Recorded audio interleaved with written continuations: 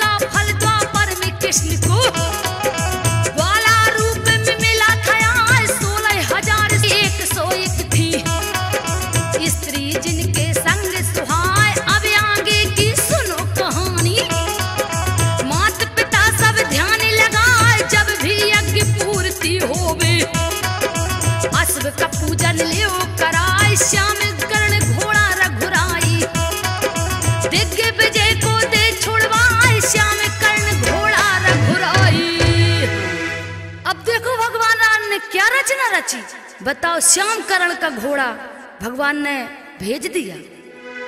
सुंदर घोड़ा है खड़ा, शोभा कहीं न जाए, कलगी सिर पर सोहिती, नैन रहा मटकाए।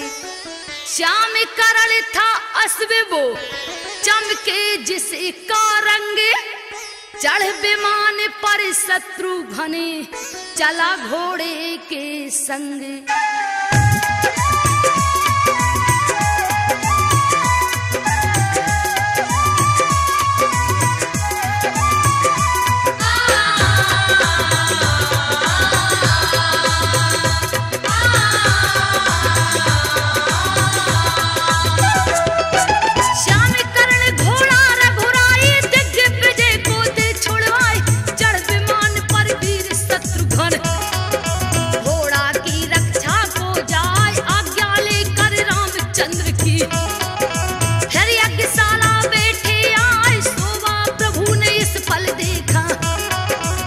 धरती पर शुरू कराए गंगा तट पर वाल्मीकि जी, सूत संस्कार करवाए लाड़ प्यार दिन दूजा देते, और मैं नहीं आनंद समाए दिन दूना सुत बढ़ने लगा, प्यारी छवि से मन का घाय दिन दूना सुत बढ़ने लगा।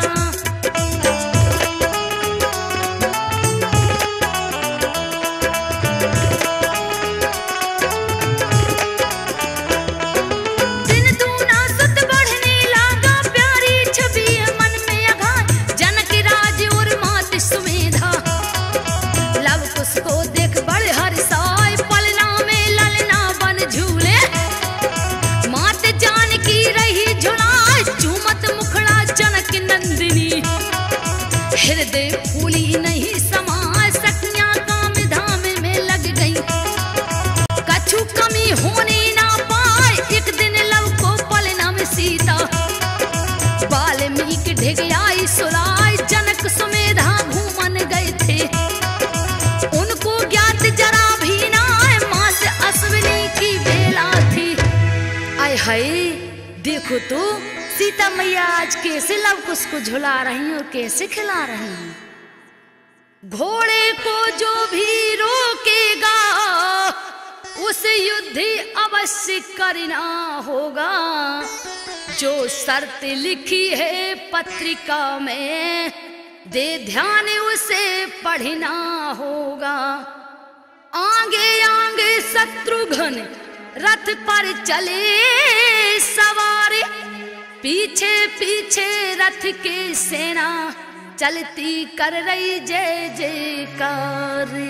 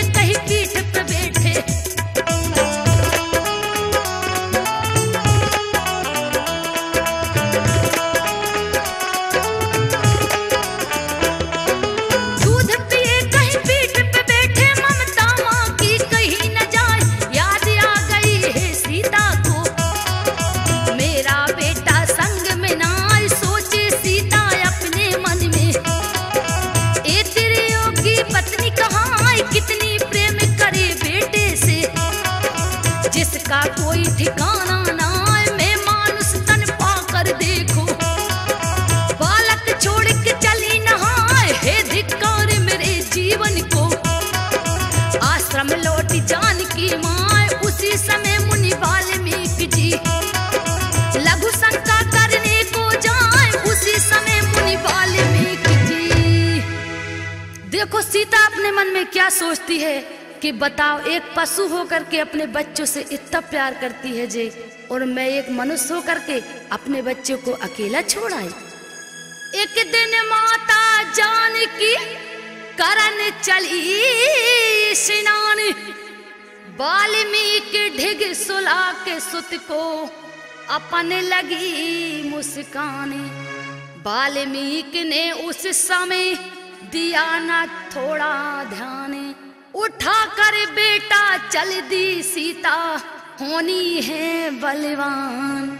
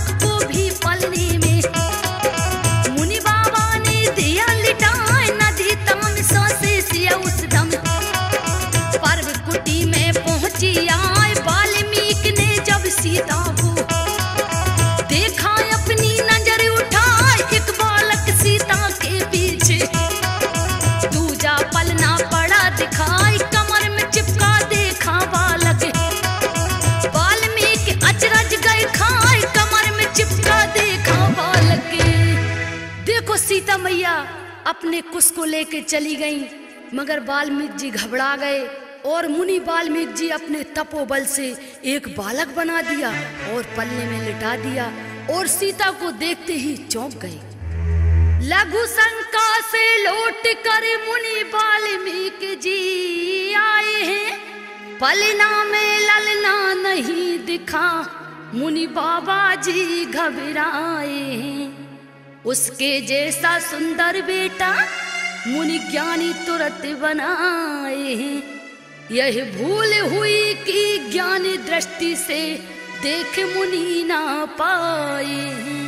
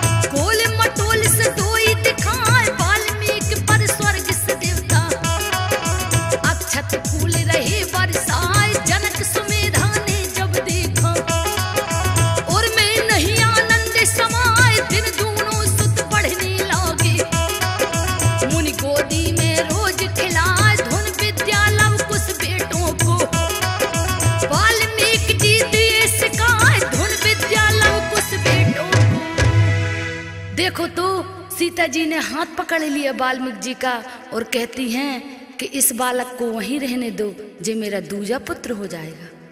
कैसी यह घटना हुई, एक से दो हुए लाले, वाल्मीकि को नहीं पता ऐसे होंगे हाले।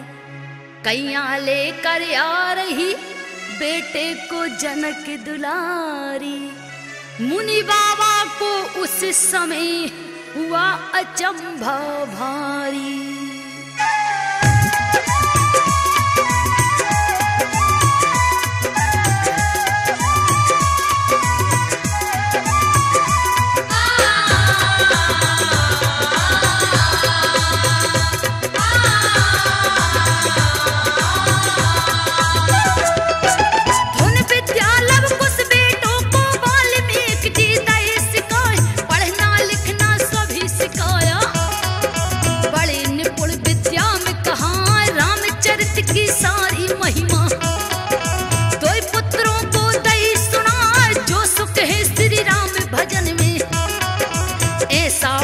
किसी में ना बड़े हुए कुछ लव कुछ जैसे, बीड़ा सुंदर रोज बजाए राम नाम की पावन महिमा।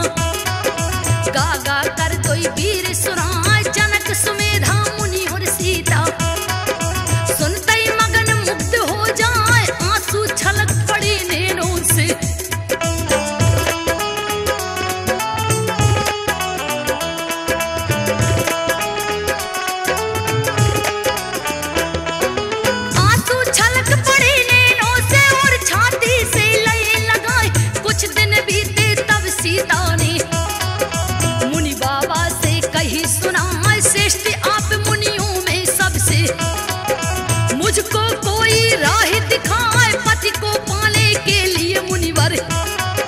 कोई उपाय देओ बतलाए सदा रहे पुत्रों की रक्षा, हे मुनि कृपा देओ बरसाए। हंसकर बोले हे मुनि ज्ञानी, बेटी सुन लो ध्यान लगा, जो उपास करोगी 9 दिन, चरण पादुका पूजो जो उपवास करोगी 9 दिन। तो वाल्मीकि जी क्या कहते हैं सीता जी से कि बेटी सीता 9 दिन का उपास रखो तो तुमको पति अवश्य मिलेंगे।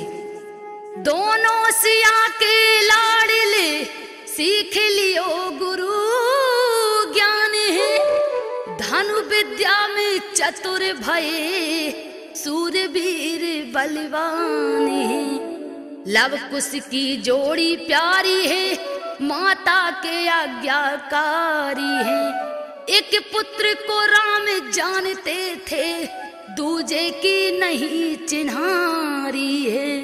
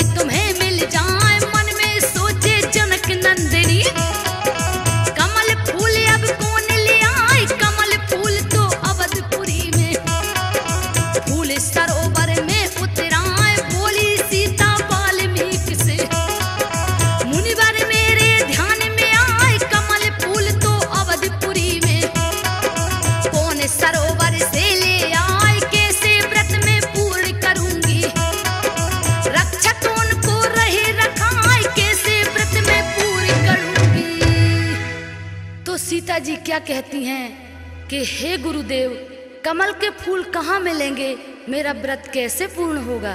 कमल के फूल तो अवधपुरी में ही मिलेंगे।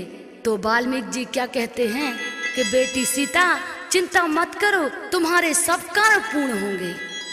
जनक नंदिनी से कहे वाल्मीकि के बात, धीरज मन में धारियो, तुम्हें मिले रघुनाथ।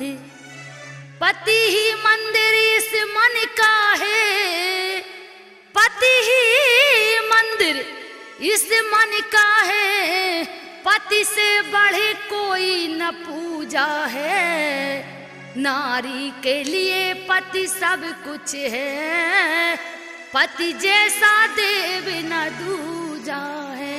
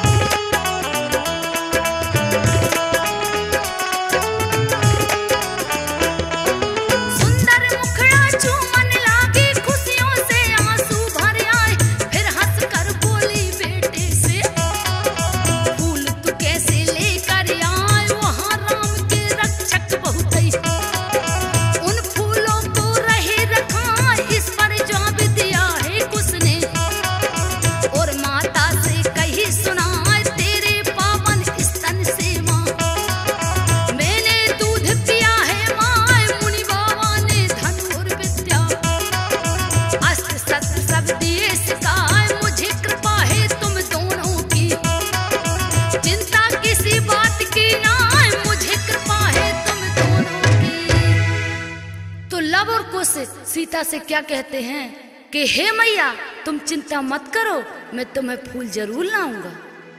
लब कहता है अपनी माता से, लब कहता है अपनी माता से, बेटा हूँ कर्तव्य दिखलाऊं। गर कोई वस्तु तुमको चाहिए, पल छिन में मां लेकर आऊं। यह कमली अयोध्या में ही मिले, बिन राम की आज्ञा बिन मुश्किले। तुम हो नादान मेरे बेटे, भेजूं तो डराता है मेरा दिल।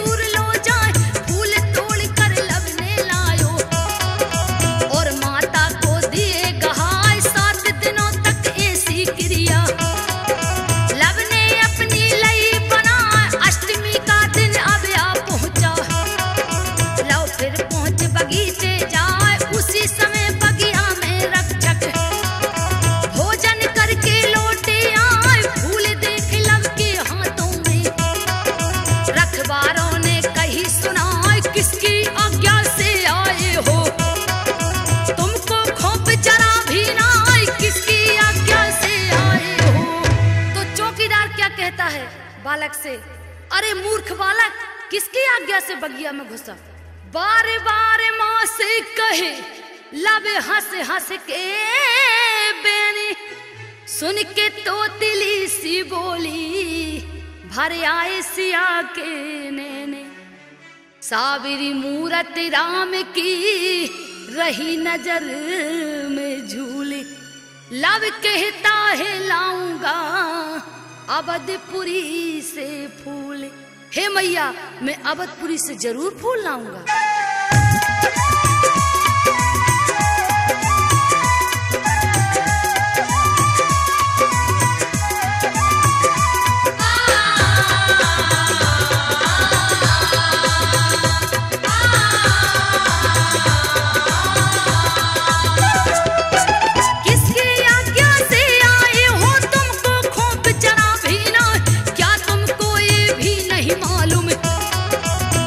सरोवर राम कया, इस पर जवाब दिया है लब ने। मैंने राम को देखा ना, हंसने लागे हैं लब तभी। और बोले फिर से मुस्काए, मैं सेवक हूँ वाल्मीकि का। पूजन को जाऊं फूल लिवाए, तुमने मुझको आज ही देखा। फूल तोड़ मैं रोज ले जाए, इतनी बात सुनी दूतों ने। कहे राम के पास चलो तुम्हें।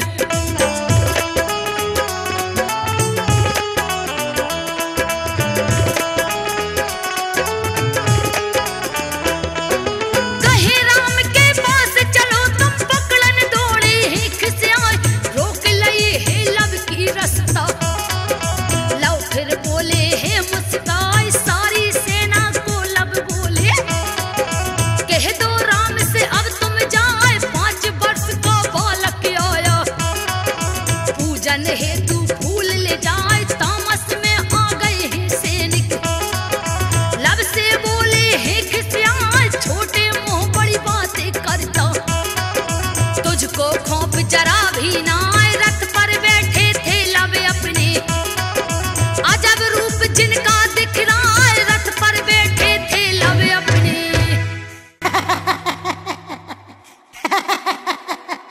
तो लब क्या बोलते हैं सैनिक से कि तुम मुझे मारने आए हो, तुम मुझे मारोगे? जाओ अपने राम से कहना कि मैं कमल के फूल लेके जा रहा हूँ।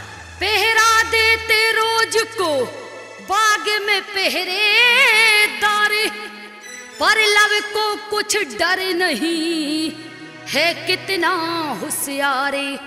तोड़ लिए थे कमल के पूजन के हित फूल। क्रोध में पहरी बोलते, तुमने की है भूल।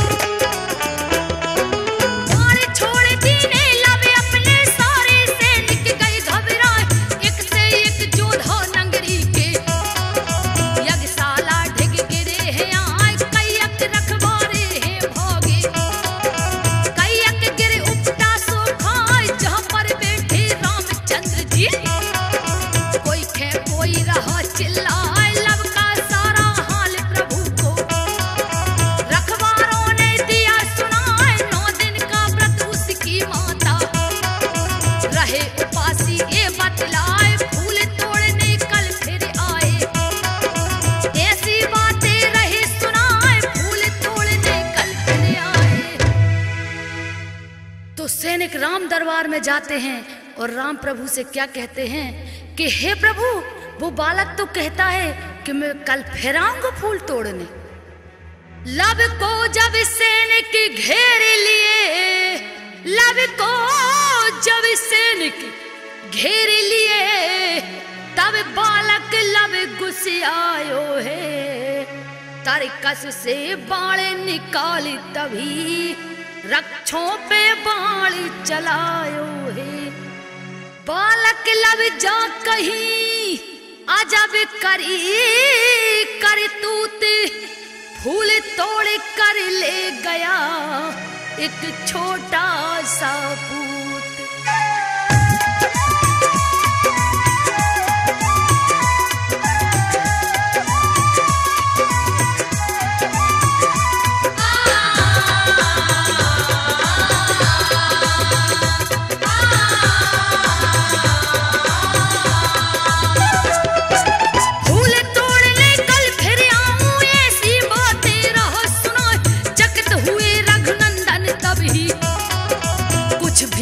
समझ ना आए हाथ फेर रहे जो मूछन थे, सब ही गए होश में आए, यहाँ फूल लेकर लब आई। माँ सीता को दिए गहाय अवधपुरी का हाल मात से। हे लब ने फिर कहा सुनाए नौमी का दिन जैसे ही आया। रामचंद्र जी कहे सुनाए हुक्म दिया बहुत तक दूतों को, बाग में पहरा दिया लगवाए, समय का ख्याल बना था लोगों को।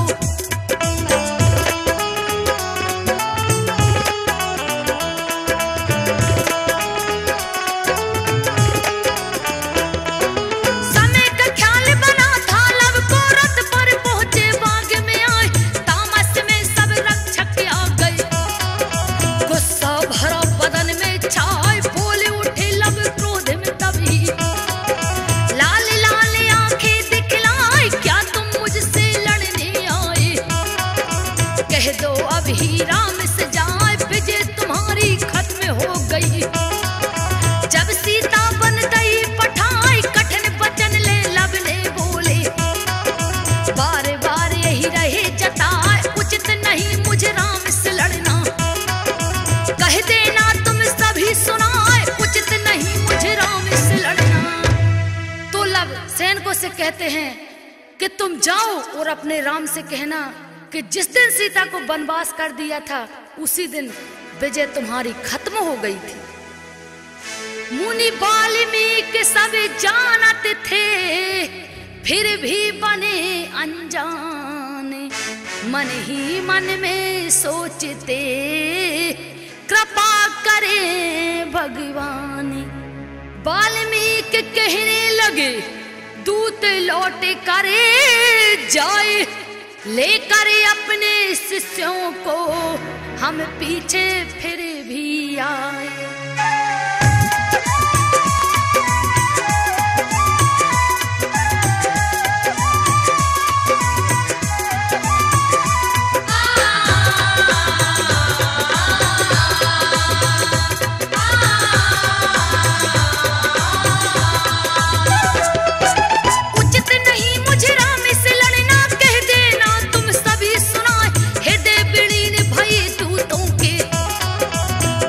भरा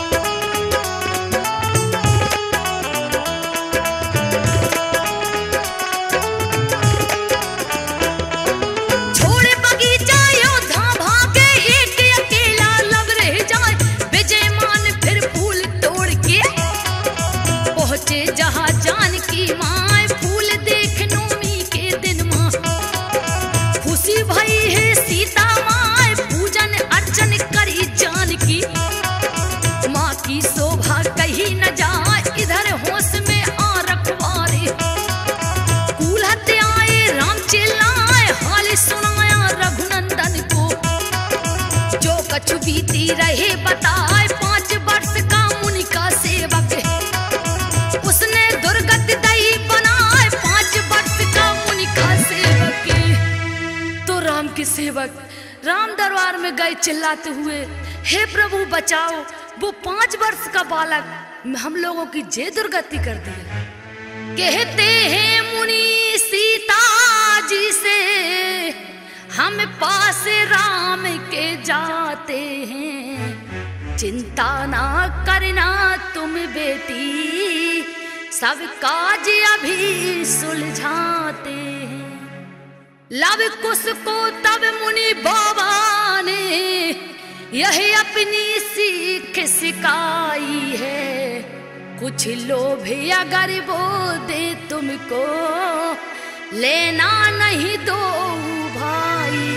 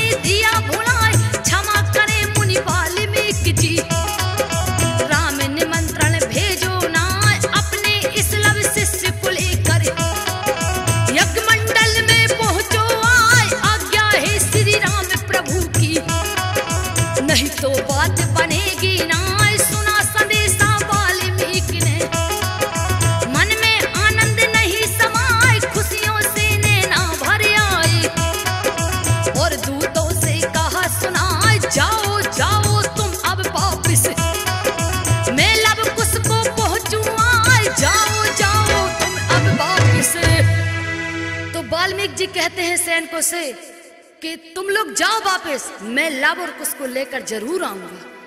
गर राम कथा सुनना चाहे, तुम्हें कथा राम को सुनवा दो। माता का बिरह दुख है लव कुशे, तुम सकल सभा में बतला दो। श्री राम प्रभु के पुत्रों ने कैसी यही कला दिखाई है। सुनो, सुन करके सभी नर नारिन आंखें जल से भर आई हैं।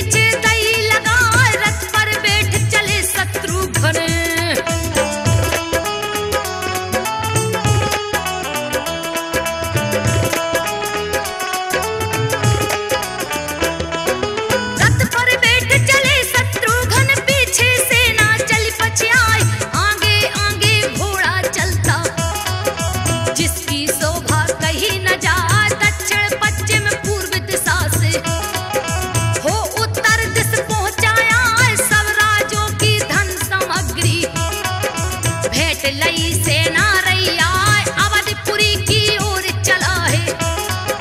घोड़ा टापे रहो बजाए लौट रहा था चौदस होके। श्याम करण घोड़ा कहलाए गंगा नहावे वाल्मीकि जी। पुत्रों सहित जानकी माए गंगा नहावे वाल्मीकि जी। तो देखो अब राम भगवान ने क्या रचना रची। एक श्याम करण का घोड़ा छोड़ दिया और उसके गले में एक पत्र भी बांध दिया। बड़े प्रेम से राम ने लव कुश को बुलवाए हैं। कुछ क्षण के लिए यज्ञशाला के सब काम प्रभु रुकवाए हैं। देख रूप दोनों बालक का चकित भये नर नारी। हस्तन मुख फुलवा झरे रोबत असुअन धार।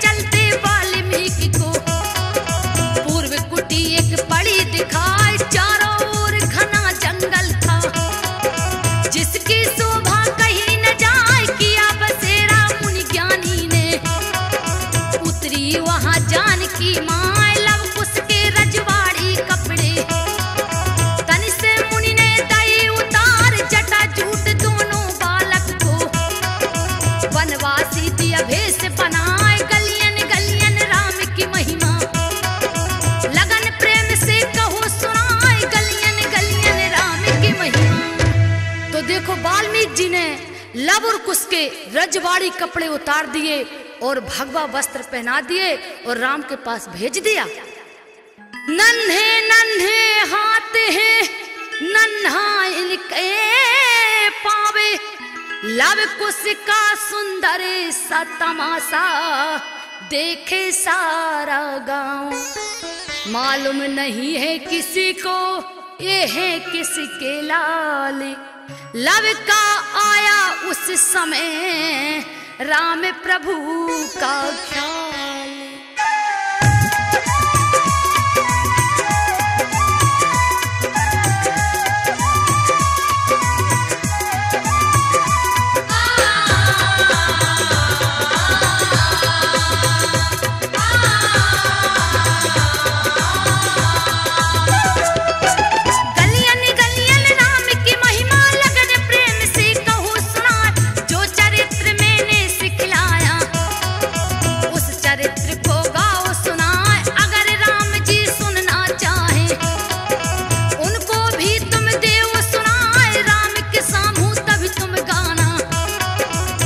सन्मुख तुमरे आ जाए राम जन्म और सिया त्याग की।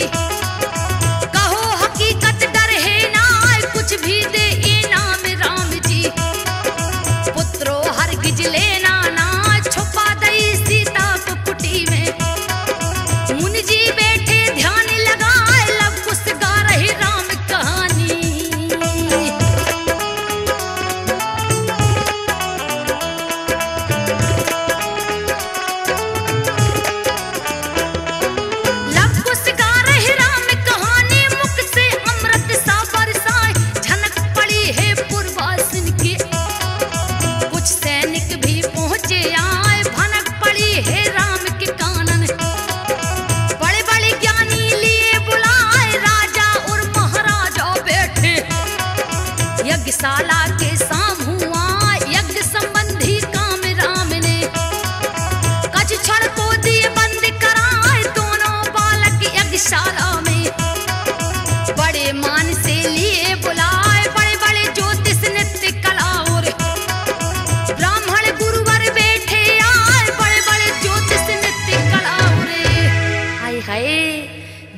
लव और कुश राम की कहानी क्या गा रहे हैं और भगवान राम को क्या सुना रहे हैं, अब मैं वो आपको सुनाती हूँ। मन मुग्ध हुए सुन राम कथा, कहते हैं राम अब घर जाना, कल फिर निर्धारित समय से तुम दोनों भैया फिर से आना। अपराधी हो फिर भी तुमको मुझे दंड देते दुख होता है, जाओ जाओ अब घर जाओ, अब सूर्य अस्त होता है।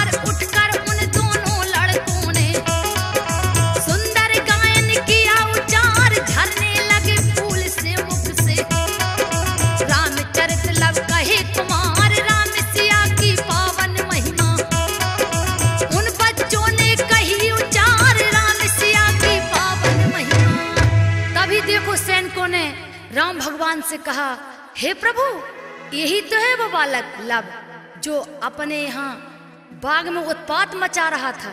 तो लव और कुश ने क्या चतुराई करी, मोहरे असर भी भरत देते हैं, लव कुश करे इंकारी, सोचे मन में भरत जी यही बालक हैं होशियारी, किस माता ने जन्म दियो, किस माता ने जन्म दियो है, किसने दीनो ज्ञान, देख रूप भगवा वस्त्रों में दुखी हुए भगवान।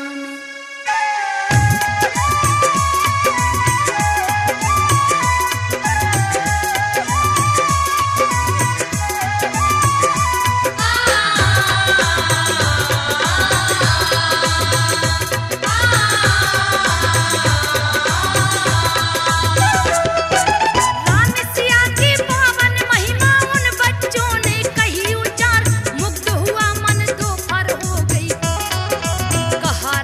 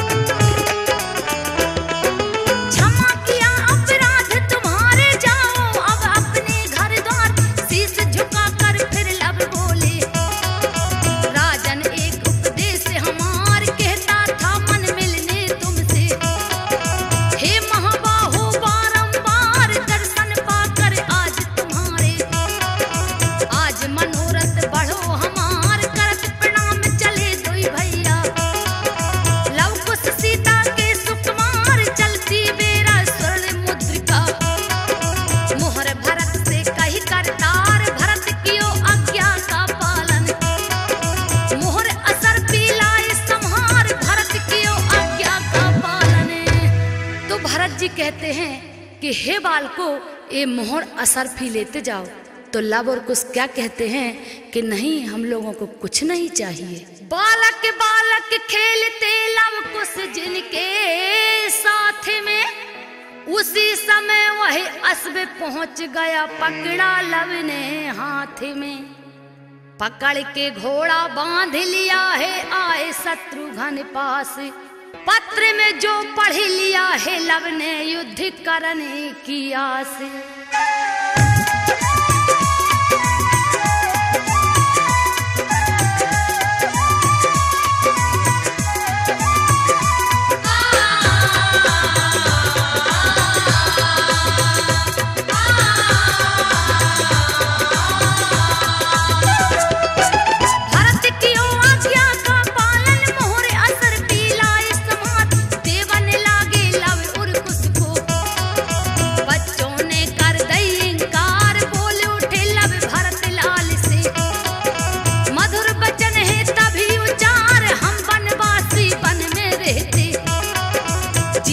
अपना रहे गुजार, फल और फूल सदा का राजन, करने वाले हैं आहार, हम नाले में मोहर असरफी।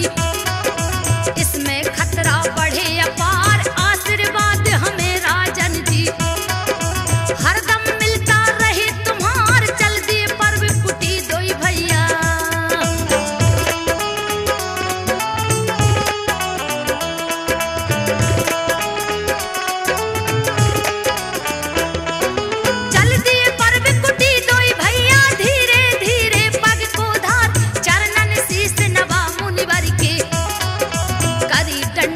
बारंबार चरण छुए हैं मां सीता के, फिर सब बात कही विस्तार, राम सिया की चर्चा मैंने, बड़े जतन से कही सुधार, सुनने वाले हैरत खा गए। वहां पर हुआ बड़ा सत्कार, पीठ ठोक रहे हैं मुनि ज्ञानी, लव कुश जैसे राजकुमार, वाल्मीकि गए गंगा सपरन, खेलन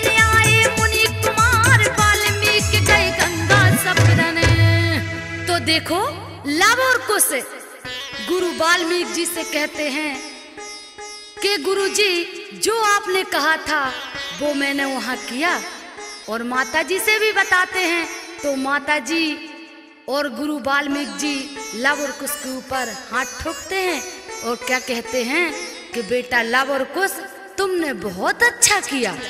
तो मुनि बाबा गंगा गए, रुच रुच करे स्नाने, गंगा जी में करे रहे पनवेश्वरी को ध्याने।